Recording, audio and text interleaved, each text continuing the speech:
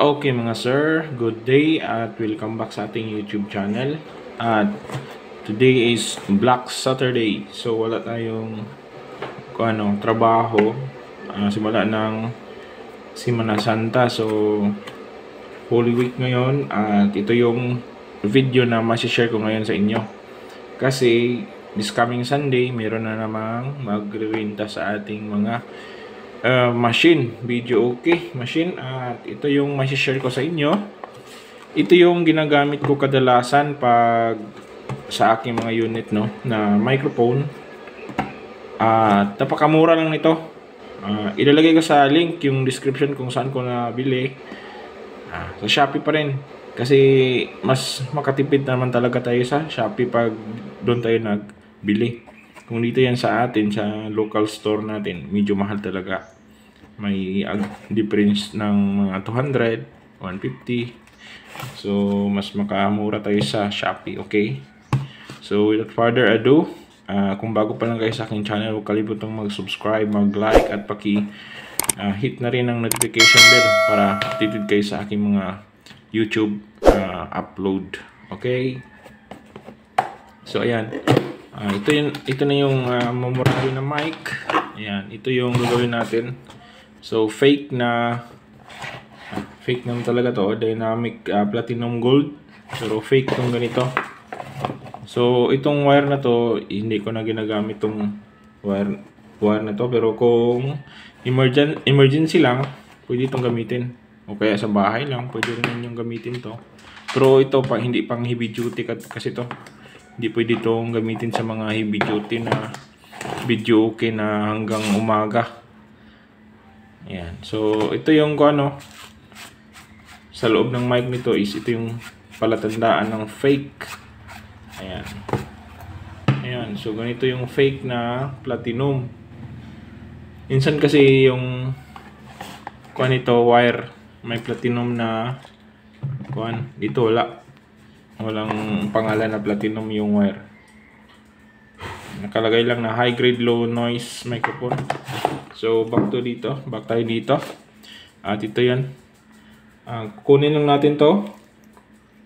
At ito yung loob niya. Yan. May bato dito. Siyempre puputulin natin to para ipalit natin yung Luda na voice coil. Ito mumurahin lang din to na voice coil, pero may quality talaga yung tunog nito. So ito yung mas maganda kaysa sa yung M200, M2000 pala, M2000 na Luda. Madali kasi yung mag-feedback. So ito yung recommended ko na gamitin nyo. So yung mga unit ko na M2000,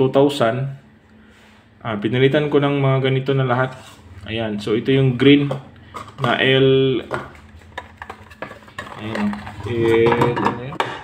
ano ba to? MS808 pala. Yan, MS808. So ilalagay ko rin sa description itong microphone na voice coil na to. Yan. Although maganda naman talaga lahat ng mga Luda na mic. Doon lang talaga sa M2000 yung feedback. So comment lang down below kung ganoon din ba sa inyo. Naka-experience din ba kayo ng ganun? Okay, so ayan. Puputulin lang natin to. Ayan, putol. Oops, dapat kahit tanggalin lang natin to. Dapat dahan-dahan lang pagputol nito, kasi pag nabunot to, mahirapan tayong magkuha nito. Kasi nakadikit yan. So lalagyan pa yan ng thinner para magbaklas tayo dito sa switch, microphone switch.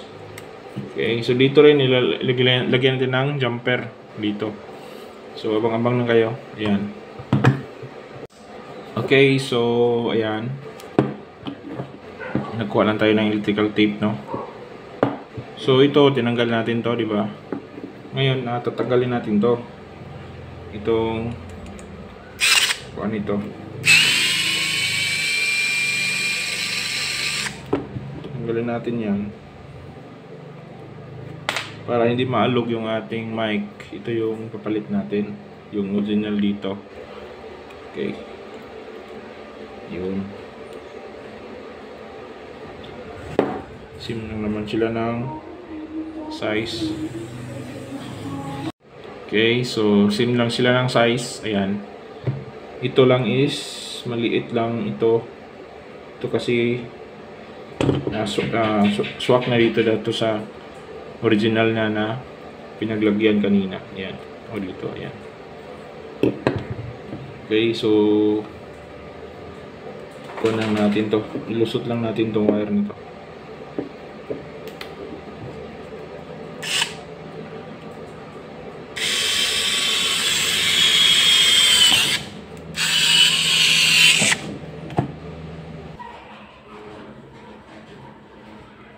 Okay, so ayan, masyadong makapal lang to talaga, no. So kaya pinutulan ko na lang ng konti.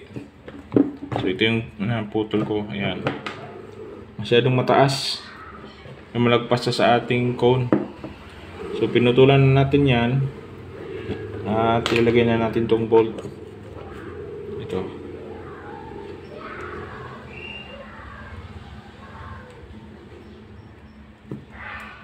Okay.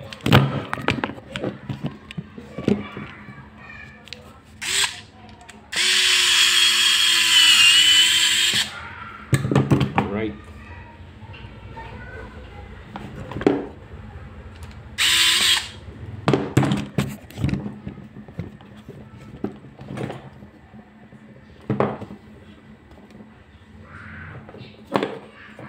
Okay, so pasok na rin to.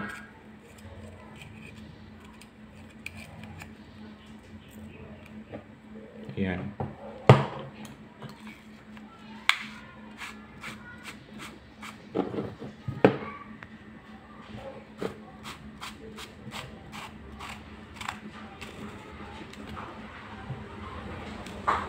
Yes. So hindi na yan, maglalak na yan kusa kasi dito yung nakatapat na yun dito yung dulo nun ito sa cone. Okay, so next tayo dito, buksan natin to. Okay, so tatanggalin natin to.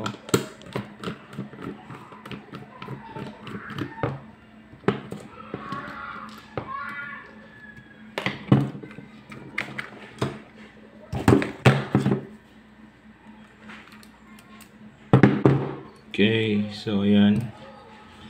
Walang, diba, dalawa lang, positive, negative lang to. Pero ito lalagyan natin to ng itong 3 at saka itong screw. Kasi ito yung maghahaming pag hinawakan natin itong mic. Maghahaming talaga yan. Mas maganda kung lagyan natin to ng kadugtong negative. Ito, itong number 3 negative at saka ito. Okay, so kuha lang tayo ng lihaan natin to para magdikit yung solder. Okay, ayan o. Ito, dalawa lang to, diba? So kailangan din lagyan ng ground to, or negative. Ayan, ito, saka ito, para maiwas ang maghaming yung ating mic. Maghaming na kasi yan pag malakas yung amplifier natin. Pero pag mahina naman yung amplifier, pwede nang hindi na natin lagyan ng ganito. Kung mahina lang sa bahay lang, okay lang yan. Pero pag malakasan na pang video, okay na, kailangan natin lagyan to. Okay, so lihain lang natin to.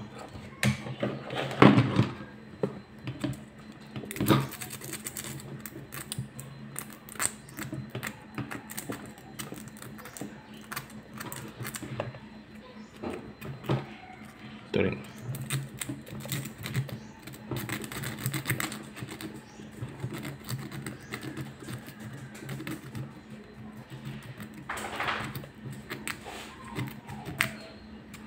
Yun.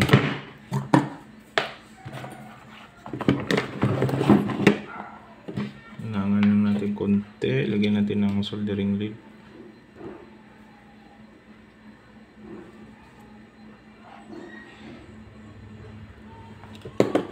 Yun. Okay, so yun.